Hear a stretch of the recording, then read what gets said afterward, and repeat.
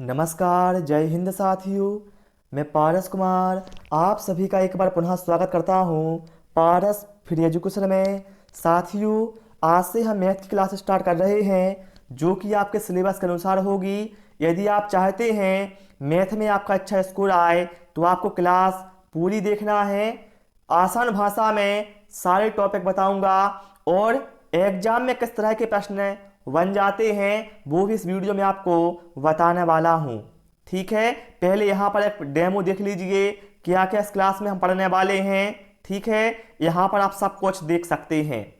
और साथियों, यदि मुझे अच्छा रिस्पॉन्स मिलेगा तो आगे भी यह क्लास होती रहेगी। ठीक है, तो बिना समय गवाए शुरू करते हैं भाई हम इस प्यारी सी क्लास को। साथियों, हम जानते हैं गणित में हम संख्याओं को लिखने के लिए 0 से लेकर 9 तक के अंकों का यूज करते हैं। ठीक है, और गणित में साथियों संख्याओं को 2 प्रकार से लिखा और पढ़ा जाता है। कौन कौन से 2 प्रकार हैं इनको हम व्याख्या के रूप में देखेंगे थोड़ा सा। ठीक है, पहला होता है दशमिक अंकन प्रणाली और दूसरा होता है रोमन अंकन प्रणाली। अब ये होता क्या है वो भी आप देख लीजिए। पहले हम देखें दशमिक अंकन प्रणाली। इस प्रणाली में क्या होता है, संख्याओं को पढ़ने और लिखने के लिए 0 से लेकर 9 तक के अंकों का प्रयोग होता है। अर्थात इसमें क्या है, 0 से लेकर 9 तक मतलब कुल 10 अंकों का इसमें यूज होता है, इसलिए इसे कहा गया है दशमिक अंकन प्रणाली। ठीक है, ओके। और जो साथियों दशमिक अंकन प्रणाली है यह 2 प्रकार की होती है। मतलब क्या है, इस प्रणाली में संख्याओं को 2 प्रकार से लिखा और पढ़ा जाता है। पहली होती है भारतीय संख्या प्रणाली। इस प्रणाली में क्या होता है, संख्याओं को उनके स्थानीय मान के आधार पर पढ़ा और लिखा जाता है। ठीक है, जैसे यहां पर आप देख सकते हैं इकाई, दहाई, सैकड़ा, हजार, 10,000, लाख, 10 लाख, करोड़, 10 करोड़। जो हम सामान्य यूज करते हैं ना संख्या को पढ़ने के लिए, ये कहलाती है भारतीय संख्या प्रणाली। यहां पर हम आपको एक एग्जाम्पल दिखाते हैं। जैसे मान लीजिए एक कोई संख्या है तो हम इसको क्या पढ़ेंगे, इकाई, दहाई, सैकड़ा, हजार, 10,000, लाख, 10 लाख और करोड़। तो यह क्या हो गया, 6 करोड़ 25 लाख 15,235। तो एक कौन सी प्रणाली हो गई, ये हो गई हमारी भारतीय संख्या प्रणाली। ठीक है ना। हमने क्या बताया आपको, दशमिक अंकन प्रणाली को 2 भागों में बांटा गया है, भारतीय संख्या प्रणाली और अंतरराष्ट्रीय संख्या प्रणाली। अब दूसरी प्रणाली कौन सी थी हमारी, अंतरराष्ट्रीय संख्या प्रणाली। तो इसको हम देखते हैं थोड़ा सा डिफरेंस इसमें। ठीक है, इस प्रणाली में क्या होता है भैया, संख्याओं को इस तरह से पढ़ा जाता है। देखिए इकाई, दहाई, सैकड़ा, हजार, 10,000। 10,000 तक तो ठीक रहेगा, लेकिन 10,000 के बाद क्या आ जाएगा, 100,000, 1 मिलियन और 10 मिलियन। ये क्या हो गई हमारी अंतरराष्ट्रीय संख्या प्रणाली। जैसे मान लीजिए संख्या लिखी हमने, ठीक है ना। देखिए वैसे हम इसको क्या पढ़ते, इकाई, दहाई, सैकड़ा, हजार, 10,000, लाख, 10 लाख, करोड़। मतलब इसको हम पढ़ते 6 करोड़ 25 लाख 15,235 पढ़ते। लेकिन अंतरराष्ट्रीय संख्या प्रणाली में ऐसा नहीं होता है। इसमें क्या होगा भैया, यहां के हिसाब से हमें चलना पड़ेगा, इकाई, दहाई, सैकड़ा, हजार, 10,000, ठीक है, फिर 100,000, फिर क्या है, ये हो गया हमारा 1 मिलियन और ये हो गया हमारा 10 मिलियन। मतलब क्या है, 62,515,235 ये पढ़ा जाएगा अंतरराष्ट्रीय संख्या प्रणाली में। तो ये आपको ध्यान रखना है, क्योंकि एग्जाम में यदि क्वेश्चन आ गया तो आप नहीं कर पाओगे यदि आपने नहीं पढ़ा है तो। ठीक है, देखिए एग्जाम में क्वेश्चन कैसे आएगा, यहां पर आप देख सकते हैं, ये यहां पर संख्या दी हुई है। देखिए संख्या, इसको बताना है अंतरराष्ट्रीय संख्या प्रणाली में क्या पढ़ा जाएगा। तो बहुत सारे बच्चे क्या करेंगे, 3,20,652 मतलब विकल्प ए को बता देंगे। लेकिन भैया क्या है, भारतीय संख्या प्रणाली में से पढ़ा जाएगा 3,20,652। लेकिन यदि इसे अंतरराष्ट्रीय संख्या प्रणाली में यहाँ पूछा गया है तो इसे पढ़ा जाएगा 320,652। क्योंकि उसमें क्या होता है, इकाई, दहाई, सैकड़ा, हजार, 10,000 और 100,000। मतलब क्या है, 320,652। ठीक है ना, समझ गए आप। हमने क्या खत्म कर लिया, दाशमिक अंकन प्रणाली खत्म कर दिया है। अब हम देखते हैं रोमन अंकन प्रणाली। आप सभी लोग इसका यूज भी करते होंगे, है ना, कुछ नंबर अंक करते हैं 1 2 3, कुछ नोट्स बनाते हैं तो आप इसका यूज करते हैं। इस प्रणाली में क्या होता है, लैटिन वर्णमाला के अक्षरों के संयोजन के द्वारा दर्शाया जाता है।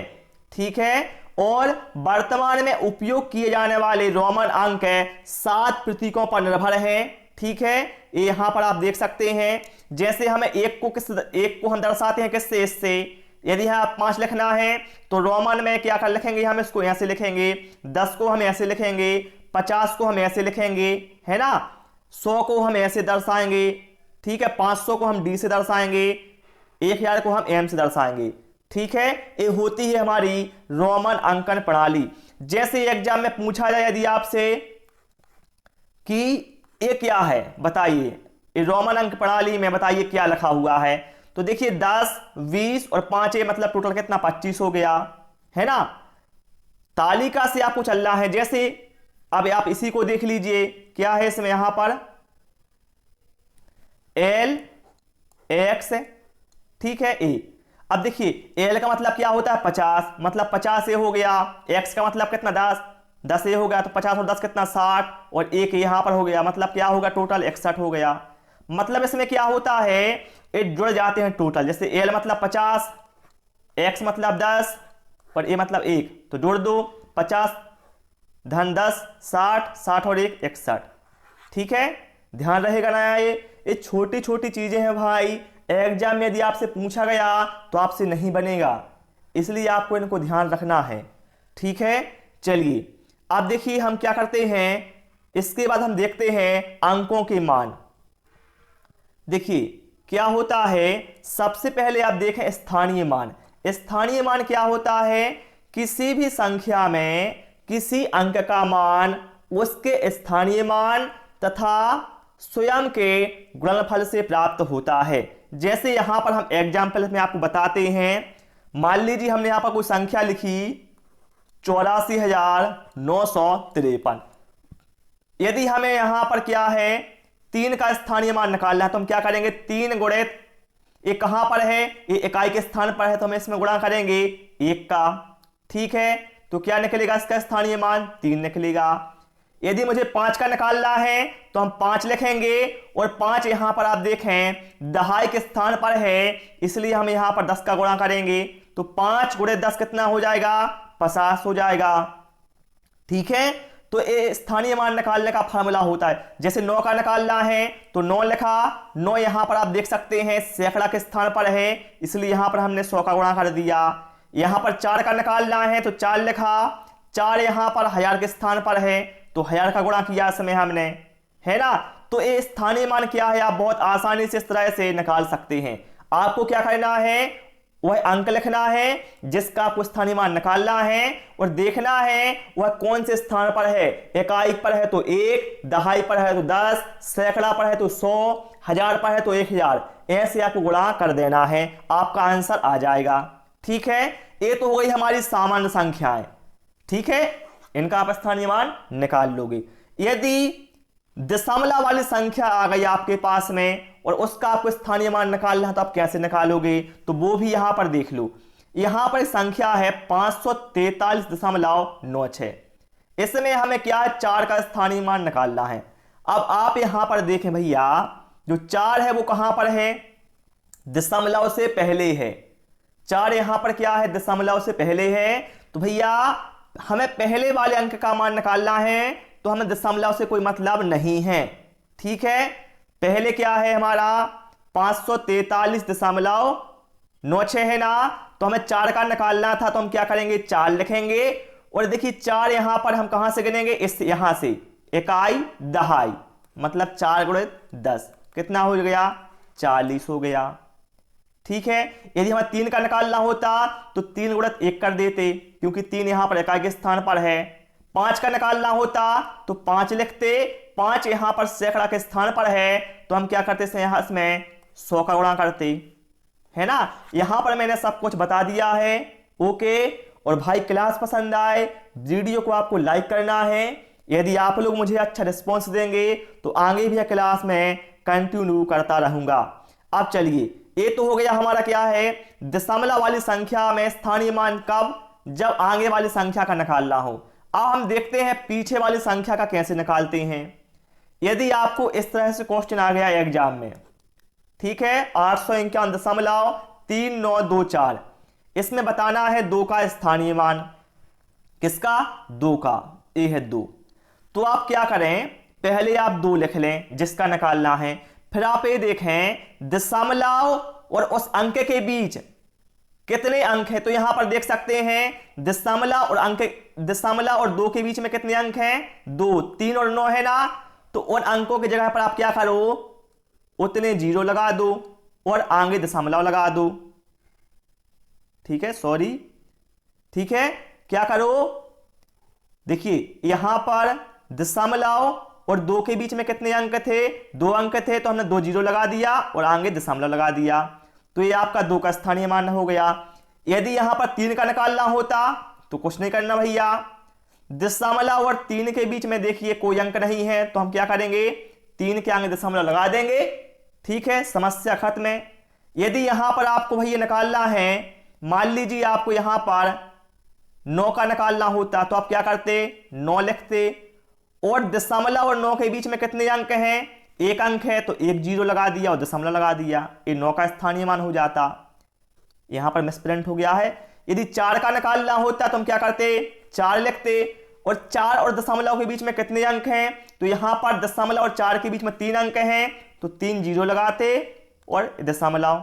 ठीक है, मतलब क्या है, घबराइए मत कि दशमलव आ गया तो स्थानीय मान कैसे निकालोगे, बहुत सिंपल फंडा है भाई मेरे। ठीक है, इसलिए मैंने क्या है, सबको समझा दिया है, 2 का भी, 9 का भी, 4 का भी निकाल के।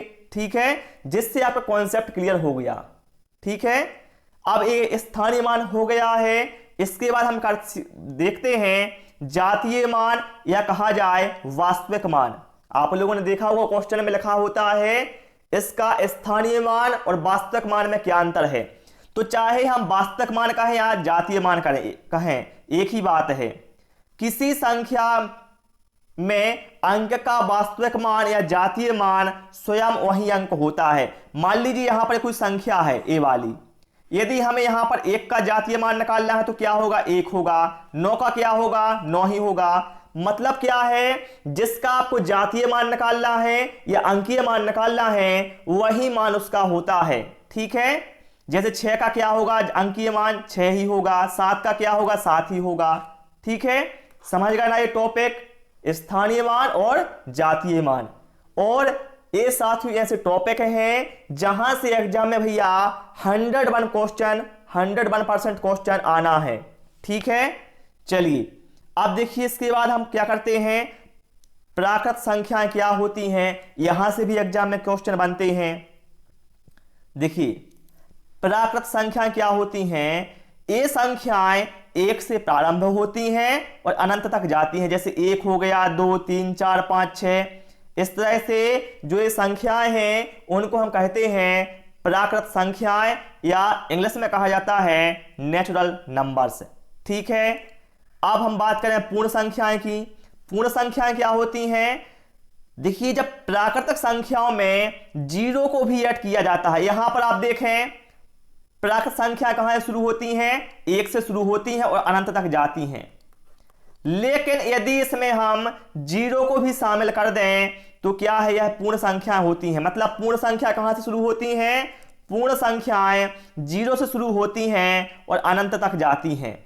एक ध्यान रखना है, प्राकृत संख्याएं 1 से शुरू हुई, अनंत तक गई, और जो पूर्ण संख्या है वह 0 से शुरू हुई और कहां तक गई, अनंत तक गई।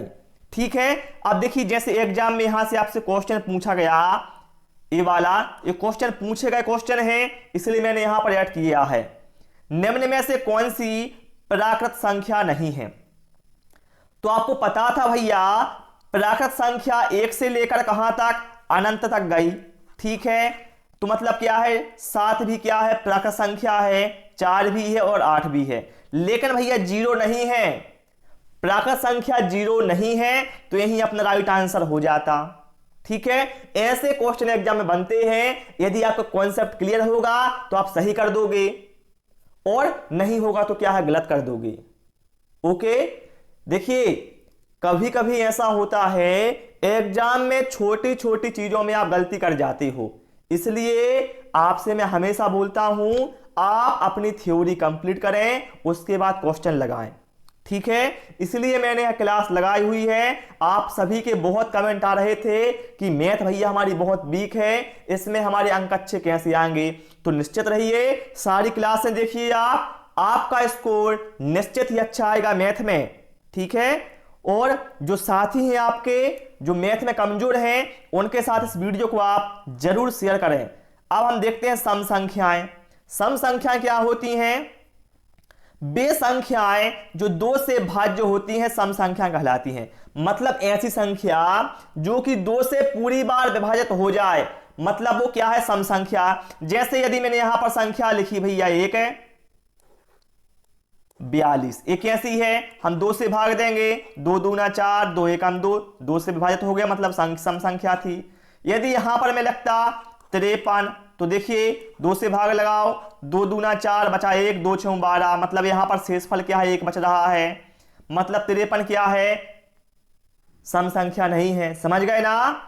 वे संख्या जो 2 से क्या है, पूरी तरह से विभाजित होती हैं, वह सम संख्याएं कहलाती हैं। जैसे 2 हो गया, 4 हो गया, 6, 8, 10, इस तरह से संख्याएं अनंत तक होती हैं। ठीक है, सम संख्या कंप्लीट हो गया। अब हम देखते हैं विषम संख्याएं।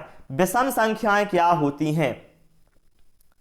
तो देखिए ऐसी संख्याएं जो कि 2 से विभाजित नहीं होती, उन्हें विषम संख्या कहते हैं। जैसा मैंने अभी यहां पर बताया था ना, 53 था, है ना, 2 से विभाजित नहीं हुआ था पूरी बार, तो ये क्या है, 53 विषम संख्या है। ठीक है, ओके, चलिए इसके बाद हम देखते हैं भाज्य संख्याएं। एग्जाम में पूछा जाता है कि कौन सी संख्या भाज्य है, कौन सी अभाज्य है। तो मेरे भाई भाज्य संख्या क्या होती हैं? ऐसी संख्या जिसमें उस संख्या तथा 1 को छोड़कर किसी भी अन्य संख्या का भाग देने पर वह पूर्णतः विभाजित हो जाए, तो वह भाज्य संख्या कहलाती है। जैसे यहां पर हम बात करें 4 में देखिए भाई 4 से भी भाग चला जाएगा, मतलब स्वयं उसी संख्या से, 1 से भी भाग चला जाएगा, और क्या है, 2 से भी भाग चला जाएगा। तो यहां पर कहा क्या गया है, स्वयं उसी संख्या और 1 को छोड़कर अन्य दूसरी संख्या से भाग जाए तो वह क्या है, भाज्य संख्या है। यहां पर देखिए स्वयं उसी संख्या, मतलब 4 से इसमें क्या है, भाग जा रहा है, 1 से भी क्या है, भाग जा रहा है, ये तो निश्चित ही है। ठीक है, लेकिन इसके अलावा इसमें 2 से भी भाग जा रहा है, अर्थात 4 क्या है, एक भाज्य संख्या है। ठीक है, 6 भी क्या है, भाज्य संख्या है, 8, 9, ठीक है, ये सभी क्या है, भाज्य संख्याएं होती हैं। ठीक है ना?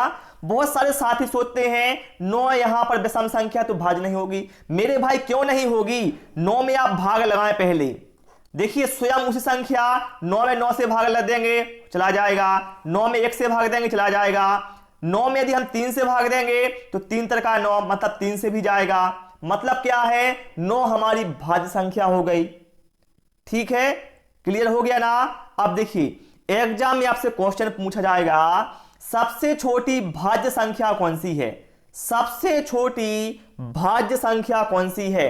तो बहुत सारे साथी सोचेंगे 2 होगी भैया, नहीं होगी भाई मेरे, एक गलती मत कर देना। एक क्वेश्चन ना जाने एग्जाम में हर बार पूछा जाता है और बहुत सारे बच्चे इसमें गलती कराते हैं। सबसे छोटी भाज्य संख्या 4 होगी, यहां भी आप देख सकते हैं, यहां भी मैंने समझाया है। ठीक है, सबसे छोटी भाज्य संख्या क्या होगी? 4 होगी। ठीक है, और साथियों जिन लोगों ने हमारे नोट्स लिए हैं हमारे एप्लीकेशन पारस फिजिक्स एजुकेशन पर, भी निश्चित रहें इसकी पीडीएफ आपको मिल जाएगी। ठीक है, सारी पीडीएफ वहां पर मैं आपको दे दूंगा। जिन लोगों ने हमारा कोर्स परचेस किया है, कोर्स की भैया कीमत बहुत कम है, 149 में पूरा कोर्स है, प्रैक्टिस सेट नोट्स भी हैं। ठीक है, चलिए इसके बाद देखिए हम भाज्य संख्या पढ़ चुके हैं। अब हम देखते हैं अभाज्य संख्याएं क्या होती हैं। अभाज्य संख्याएं ऐसी संख्या जिसमें उस संख्या तथा एक को छोड़कर अन्य किसी भी संख्या से भाग देने पर पूर्णतः विभाजित ना हो, वह संख्या क्या है? अभाज्य संख्या कहलाती है। यहां पर मिसप्रिंट हो गया है, यहां पर अभाज्य है, ठीक है। जैसे यहां पर देखिए हमने बताया ना दो क्या है भैया? एक अभाज्य संख्या है। एग्जाम में पूछा जाएगा सबसे छोटी अभाज्य संख्या क्या होती है? आप बताओगे 2 होती है भैया सबसे छोटी अभाज्य संख्या, ठीक है। सबसे छोटी अभाज्य संख्या 2 होती है। ओके, एक ध्यान रखिएगा आप लोग। यदि आपसे पूछा जाए यहां पर मान लीजिए 41 कैसी संख्या है, भाज्य या अभाज्य है, तो देखिए पहले हम उसी संख्या से भाग देंगे, इससे चला जाएगा, 1 से भी भाग चला जाएगा। इसके अलावा यदि हम इसमें देखें ना 2 से भाग जाएगा, ना 3 से, ना 4 से, ना 5 से, ऐसी कोई संख्या ही नहीं है। मतलब क्या है? 41 यहां पर हमारी अभाज्य संख्या हो गई। सीधा साधा स्पष्ट है, जिसके भाई 2 गुणनखंड होंगे, जिसके केवल 2 गुणनखंड होंगे वह संख्या होगी अभाज्य संख्या, और जिसके 2 से अधिक होंगे वह संख्या होगी भाज्य संख्या। यहां पर इसके गुणनखंड कितने हैं? 2, ठीक है, मतलब ये अभाज्य संख्या है। ओके, चलिए अब हम देखते हैं परिमेय संख्या क्या होती हैं। देखिए परिमेय संख्या क्या होती हैं? वे संख्याएं जिनको P/Q के रूप में लिखा जा सकता है। P/Q का मतलब क्या है? अंश बटे हर के रूप में लिखा जा सकता है। उन संख्याओं को कहा जाता है परिमेय संख्याएं, जहां पर P और Q क्या है? पूर्णांक हैं, लेकिन Q बराबर नहीं है 0 के, ठीक है, उन्हें कहा जाता है परिमेय संख्या। यहां पर एग्जाम्पल मैं बताता हूं। जैसे मान लो 2/3 है, क्या है? जैसे मान लो 2/5 है, ये क्या होगा? परिमेय संख्या होगी। 3 क्या होगा? परिमेय संख्या होगी, क्योंकि किसी भी संख्या में बटे में क्या हम 1 लिख सकते हैं, तो ये क्या हो गया हमारा? अंश बटे हर के रूप में हो गया, मतलब क्या है? परिमेय संख्या होगी। 0 भी क्या हो गया? परिमेय संख्या होगा, क्योंकि 0 के बटे में क्या हम 1 लिख सकते हैं, ठीक है। इसी तरह से 5 भी क्या है? परिमेय संख्या होगी, ठीक है। यदि मान लीजिए कोई अंडर रूट में है इस तरह से, मान लो यहां पर लिखा है 9, तो आपको पता है 9 का वर्गमूल क्या होता है? 3 होता है, मतलब इसको हम 3 लिख सकते हैं, तो क्या हो गया? ये परिमेय संख्या हो जाएगी, ठीक है ना। तो ये ध्यान रखना है, छोटी छोटी चीजें एग्जाम में पूछा जाएगा आपसे, कौन संख्या परिमेय है, कौन संख्या परिमेय नहीं है। अब हम बात करते हैं अपरिमेय संख्या की। देखिए वे संख्याएं जिनको P/Q के रूप में नहीं लिखा जा सकता, उन्हें कहते हैं हम अपरिमेय संख्याएं। जैसे यहां पर हम √2 है, अब भैया √2 का वर्गमूल तो पता ही होता ही नहीं है ना। दशमलव में आता वो अलग बात है, लेकिन हम वैसे नहीं निकाल सकते पूर्णांक में, ठीक है। मतलब ये क्या है? P/Q के रूप में नहीं लिख सकते हम, ठीक है। मतलब क्या है? अपरिमेय संख्या है। इसी तरह से क्या है? 3 भी क्या है? अपरिमेय संख्या है। 7 भी अपरिमेय संख्या है। √11 भी है, √8 भी है, ठीक है। लेकिन मैंने बता दिया यदि कोई अंडर रूट में है, मान लो यहां पर होता 144, अब आप बताओ ये कैसे होगी? परिमेय या अपरिमेय? तो भैया 144 क्या है? आपको पता है 12 का वर्गमूल होता है, तो आपको क्या करो भैया 144 क्या होगा? परिमेय संख्या हो जाएगा, क्योंकि इसको हम मतलब हल कर सकते हैं। जैसे यहां पर होता मान लीजिए 169, तो 169 का वर्गमूल क्या होता है? 13 होता है ना। ओके, क्लियर हो गया ना। चलिए अब देखिए एग्जाम में आपसे पूछा जाता है पाई कैसी संख्या है। ध्यान रखिएगा, पाई एक अपरिमेय संख्या है। कैसी संख्या है? पाई अपरिमेय संख्या है। लेकिन ध्यान रखिएगा पाई का मान आप लोग क्या मानते हो? पाई का मान आप लोग मानते हो 22/7, है ना। पाई का मान आप क्या मानते हो? 22/7 मानते हो। तो यदि पूछा जाए 22/7 क्या है, तो देखिए 22/7 क्या है? यहां पर अंश और हर के रूप में लिखी हुई है। ये अंश हो गया, ये हर हो गया। मतलब ये क्या है? परिमेय संख्या है हमारी भाई, है ना, ठीक है ना। तो विकल्प ए यहां पर हमारा राइट आंसर हो जाएगा। ठीक है, एक क्वेश्चन हमें और लेते हैं, जैसा एग्जाम में पूछा जाता है। जैसे यहां पर आ गया है रूट 9, बताइए संख्या कैसी है। तो आपको पता है रूट 9 को यदि हम हल करेंगे तो हमें क्या मिलेगा 3, क्योंकि 9 का वर्गमूल क्या होता है 3 होता है। तो ये 3 क्या है 3/1 लग सकते हैं, मतलब क्या है परिमेय संख्या हो गई हमारी। ठीक है ना, क्लियर हो गया ना इतना। चलिए इसके बाद हम देखते हैं सह अभाज्य संख्या। क्या है सह अभाज्य संख्या। ये क्या होता है, यदि दो प्राकृतिक संख्याओं का महत्तम समापवर्तक जिसे हम कहते हैं HCF एक हो, अर्थात दोनों संख्याओं में एक के अलावा कोई भी उभयनिष्ठ गुणनखंड ना हो, तो ऐसी संख्याएं सह अभाज्य संख्या कहलाती हैं। जैसे मान लीजिए यहां पर लिखा है 5 और 9। आप ये बताएं क्या कोई ऐसी संख्या है जिससे इसमें ही भाग चला जाए और इसमें ही भाग चला जाए? नहीं है। केवल एक ही ऐसी संख्या है जिसमें क्या है 5 से भाग जाएगा और 9 से भाग जाएगा, इसके अलावा कोई संख्या नहीं है। मतलब ये संख्या कैसी है सह अभाज्य संख्या है, क्योंकि इनमें क्या है कोई भी उभयनिष्ठ गुणनखंड नहीं है एक के अलावा। तो ध्यान रखिएगा जो सह अभाज्य संख्याएं होती हैं उनमें उभयनिष्ठ गुणनखंड केवल एक होता है। ठीक है, एक होता है।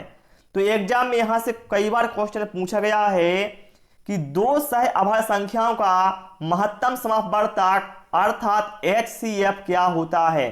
तो बताइएगा आप दो सह अभाज्य संख्याओं का जो महत्तम समापवर्तक है या जिसे कहा जाए HCF है, यह एक होता है। ठीक है, अब देखिए हम देखते हैं पूर्ववर्ती संख्या क्या होती है। किसी भी संख्या के पहले आने वाली संख्या मूल संख्या की पूर्ववर्ती संख्या कहलाती है। जैसे मैं यदि आपसे कहूं 200 का पूर्ववर्ती क्या होगा, मतलब क्या है 200 से एक पहले, तो 200 से एक पहले क्या होगा 199 होगा। ठीक है, ये हो गई हमारी पूर्ववर्ती हो गई। परवर्ती क्या होता है, परवर्ती का मतलब होता है बाद वाली। मान लो मैंने पूछा है आपसे 200 का परवर्ती क्या होगा, तो इसमें क्या एक जोड़ दो तो क्या हो जाएगा 201 हो जाएगा। ठीक है, तो ध्यान रखिए पूर्ववर्ती मतलब क्या है पहले की संख्या और परवर्ती मतलब बाद वाली संख्या। ठीक है ना। चलिए अब हम क्या करते हैं इकाई अंक कैसे ज्ञात करते हैं किसी भी घात वाली संख्या का वो देखते हैं। अब देखिए भाई, यदि किसी संख्या में इकाई का अंक 0, 1, 5, 6 है तो किसी भी घात पर इकाई का अंक अपरिवर्तित रहता है। मान लीजिए यहां पर संख्या लिखी हुई है, यहां पर आप देख सकते हैं। यदि मैं यहां पर घात लगा दूं भाई मान लो 167 की, तो आपको ध्यान देना है यदि उस संख्या का इकाई अंक 0, 1, 5 या 6 है तो इकाई अंक क्या है अपरिवर्तित रहेगा। यहां पर क्या है इकाई अंक 0 है, मतलब इसका इकाई अंक 0 ही आएगा। इसी तरह से यहां पर मान लो 4311 लिखा है, इस पर मान लीजिए मैंने घात लगा ली 253 की, इसका इकाई अंक क्या होगा तो 1 ही होगा। ये नियम है 0, 1, 5 या 6 इकाई अंक मिले तो इकाई अंक वहीं रहेगा, चाहे उस पर आप 1 लाख 2 लाख कितने ही घात क्यों ना लगा दो। ठीक है, इसी तरह से यहां पर मान लो 5 था तो इसके ऊपर मान लीजिए आप यहां पर क्या था 5 था लास्ट में, यहां पर मान लो मैंने घात लगा देता हूं 2153 की, क्या होगा इकाई अंक 5 ही होगा। यहां पर 6 है, कितने ही घात क्यों ना लगा दो इकाई अंक क्या आएगा 6 ही आएगा। यदि 0, 1, 5, 6 इकाई अंक होता है किसी भी संख्या का तो उस पर आप कितने ही घात क्यों ना लगा दो वही अंक आएगा। ठीक है, ये बात तो हो गई हमारी एक कंडीशन वाली। मान लीजिए यदि मैं यहां पर कोई संख्या लिखूं, ठीक है 4300 मान लिख लिया मैंने यहां पर 4343, ठीक है ये संख्या लिख दी। मान लीजिए मैंने यहां पर घात लगा दी भैया, किसकी लगा दी, मान लो मैंने लिख दिया यहां पर 57 की घात। मैं आपसे पूछूं इसका इकाई अंक क्या होगा, आप क्या करोगे। देखिए यहां पर इसका इकाई अंक ना 0 है ना 1 है ना 5 है ना 6 है, तो आप क्या करोगे, सबसे पहले यहां पर हमें 3 लिखा है इसका इकाई अंक, तो हमें यहां पर 3 लिख लेना है। अब यहां पर आप घात देखें 57 की है, तो जो ये घात लिखी हुई है इसमें आपको 4 से भाग लगाना है। 57 में 4 से भाग लगाएं आप, 4 एकम 4, बचा 1, 4 चौके 16। शेषफल कितना आया, 1 आया ना, शेषफल कितना आया, 1। तो जो ये शेषफल आया हुआ है वही घात इस पर लगा दो, वही आपका इकाई अंक होगा। मतलब क्या है, इस पर हम 1 की घात लगा देंगे, ठीक है, 1 की घात लगा देंगे तो क्या होगा, 3 ही आएगा। ठीक है, मान लीजिए हम एक संख्या और लेते हैं जिससे आपको और समझ में आ जाए। यहां पर मैं लेता हूं 5344। ठीक है, इस पर मैं घात लगाता हूं, मान लीजिए मैं 63 की घात लगा दिया। ठीक है, अब पहले देखिए यहां पर क्या है, इसका इकाई अंक 4 है तो 4 लिख लिया हमने। अब 63 में क्या करेंगे, हम 4 से भाग लगाएंगे, 4 एकम 4, बचा 2, 23 हो गया, 4 पंचे 20। शेषफल कितना मिला, हमें 3 मिला। तो जिस शेषफल मिला हुआ है उसकी घात इस पर लगा दो, तो हम 4 के ऊपर 3 की घात लगा देंगे, तो कितना हो जाएगा, 4 के ऊपर 3 की घात लगाया तो कितना हो गया, 4 गुणे 4 गुणे 4, मतलब 4 चौके 16, 16 चौके 64, कितना आ गया, 64। तो इकाई अंक क्या आ गया हमारा, 4 आ गया। ठीक है ना, तो ये चीजें आपको ध्यान रखना है। ठीक है, इकाई अंक क्या आ गया हमारा, 4 हो जाएगा। ओके, चलिए भाई, इसके बाद हम क्या करते हैं, गुणा के प्रश्नों में इकाई अंक कैसे ज्ञात करते हैं वो आपको हम बताते हैं। देखिए मान लीजिए आपको एक क्वेश्चन एग्जाम में आ गया कि इसमें आप इकाई अंक का अंक ज्ञात करें। अब इतनी सारी बड़ी संख्या हैं, आप गुणा करोगे भाई तो यहां पर तो 10 से 15 मिनट आप लोग क्या है गवाही दोगे। तो आपको क्या करना है, इकाई अंक से मतलब है, तो आप क्या करो, इन संख्याओं के इकाई अंक लिख लो। यहां पर इसका क्या था, 8 था गुणित, यहां पर इसका इकाई अंक कितना था, 6 था, यहां पर कितना था, 8 था, यहां पर कितना था, इकाई अंक 3 था। ये दो दो के क्या आप जोड़े बना लो। ठीक है, एक जोड़ा ये हो गया, एक जोड़ा ये हो गया, तो 8 छः कितना हो गया हमारा, 8 छः हो गया 48। ठीक है, और यहां पर क्या हो गया, 8 3 कितना हो गया, 8 3 कितना हो गया, 24 हो गया। ठीक है, हो गया इतना। आप क्या करो, इसका इकाई अंक कितना है वो लिख लिया हमने, 8 है, इसका क्या है, 4 है। अब दोनों का गुणा करिए आप, 8 चौके 32, क्या हो गया, 8 चौके 32, 32 आ गया। इकाई अंक क्या हो गया इसका, 32 का 2 है। मतलब यदि आप इन संख्याओं का गुणा करेंगे तो आपको इकाई अंक 2 मिलेगा। ठीक है, ओके। तो प्यारे साथियों, यह हमारी पहली क्लास थी, इसलिए हमने केवल इसमें इतना ही कंटेंट इंक्लूड किया था। उम्मीद है आपको क्लास पसंद आई होगी। क्लास पसंद आई हो सभी से रिक्वेस्ट है, वीडियो को आप लाइक करें, शेयर करें, और चैनल पर नए हैं तो इसको सब्सक्राइब भी करें। Thanks for watching this video.